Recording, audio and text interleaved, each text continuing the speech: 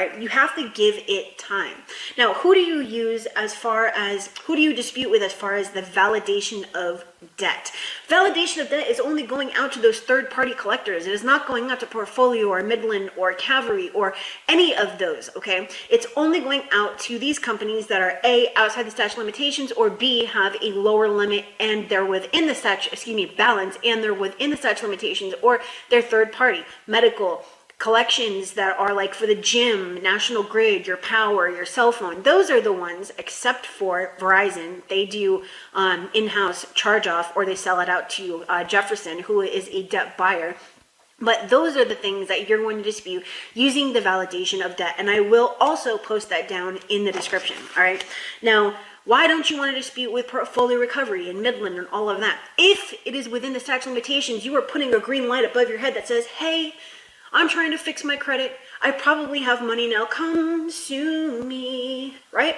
You don't want to do that. You don't want to do that. You don't want them looking at you more than they absolutely have to. They will take you to court and they will garnish you and all that kind of stuff. I don't want that to happen to you. You are getting nothing other than false information that is just spilling out and spewing into your ears, and I'm here to stop that right now.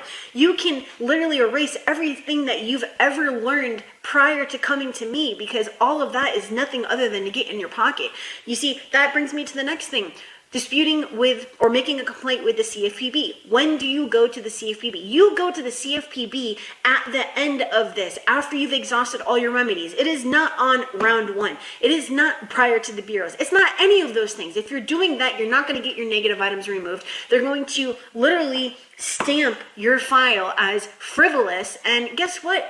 That's not helping anybody, okay? So if you want to permanently remove your negative items, and you do need to make complaints with the CFPB, the AG, the FTC, the BBB, you need to first exhaust your remedies. What does that mean? If you go look up the definition, the administrative definition of exhaustion of remedies, you're going to see that it says that you need to deal with the original parties and organizations such as the bureaus, creditors, and collectors prior to going and getting outside help, such as the CFPB. Okay, so keep that in mind, because if you do this and you do it wrong, those things are not going to come off, and you're going to be coming back 5 years later saying, damn, I wish I had listened to Kristen, because it happens all the time. I have people who I initially spoke with in 2017 who are just signing up now. Why? Because they thought that there's all these different, loopholes and blah, blah, blah. And guess what? It doesn't work like that. There are no loopholes. There's just keys for us to learn. And when you're going around getting all these shortcuts, you end up back in the same position, except for this time you boxed yourself in, right? I don't want you to box yourself in. I want you to free yourself. And the way you free yourself is by disputing the right way, which brings me to the next one.